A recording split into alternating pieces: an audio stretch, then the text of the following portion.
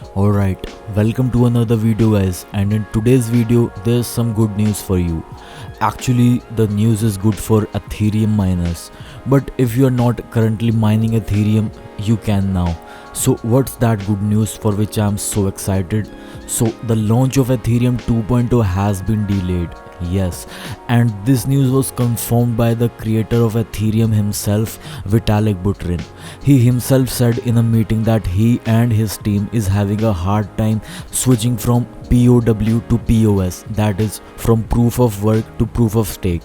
So in this video we are going to be discussing about that, what problems the creators of Ethereum are facing right now and why, and we'll also discuss that is it a good time to continue mining Ethereum or not.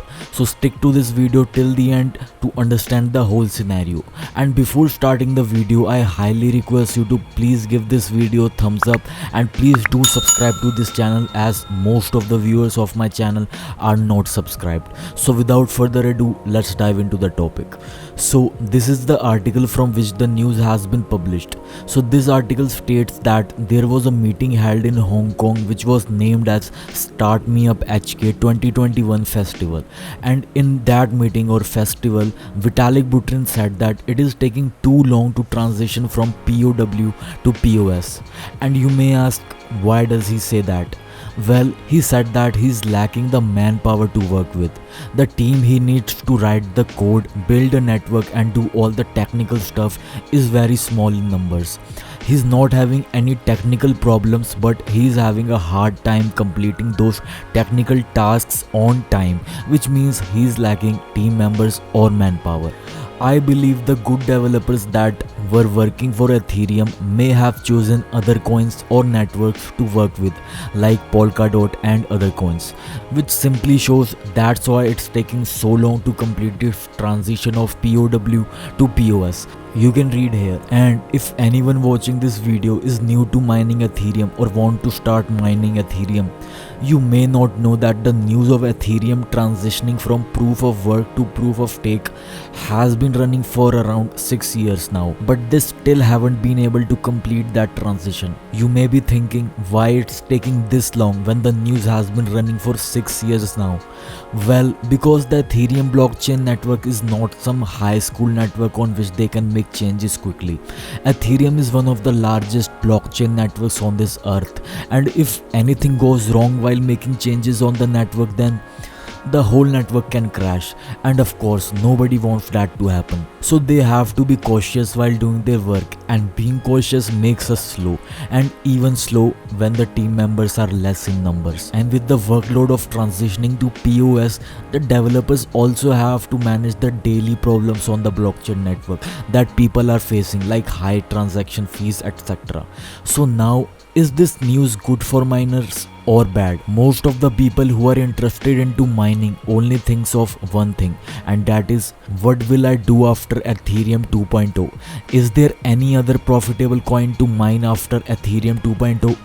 Well, according to the statements of Vitalik Buterin and these publishers, it is very likely to be possible that it will still take 2 or more years for Ethereum 2.0 or proof of stake to fully roll out. That means we still have 2 years to mine Ethereum, right?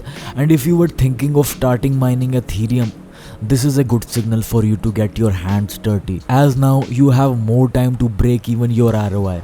But don't get too excited yet. There's one more thing I believe can happen in the near future.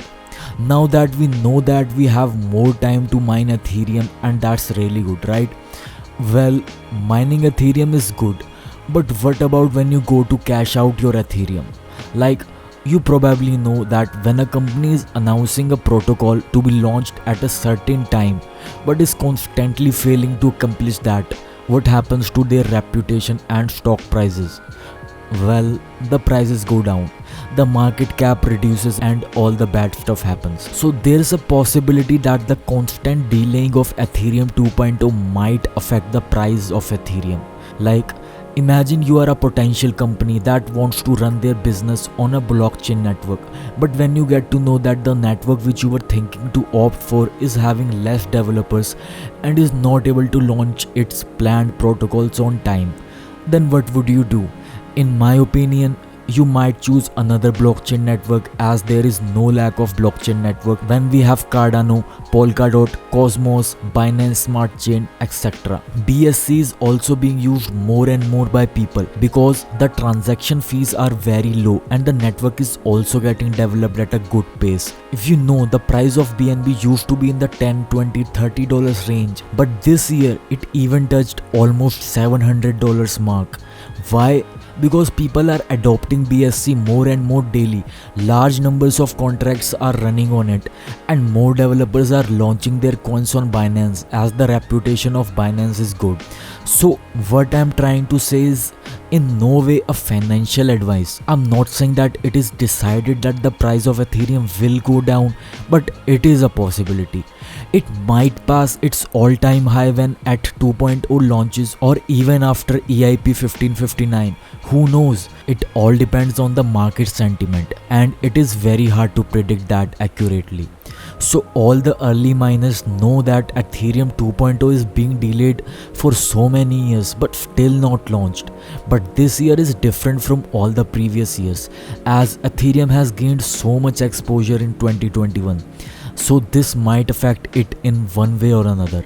So the conclusion I would like to state is that we have the time to mine Ethereum, but it's just that we don't know if we will be able to cash out our expected numbers in future or not, and that's totally up to you to decide. So that's all for today's video, guys. I hope you enjoyed and gained some valuable knowledge from this video, and if you did, then I highly request you to do subscribe to this channel so I can put out more crypto related content regularly for you guys. Thank you for watching this video till the end. I'll see you in my next video. Peace.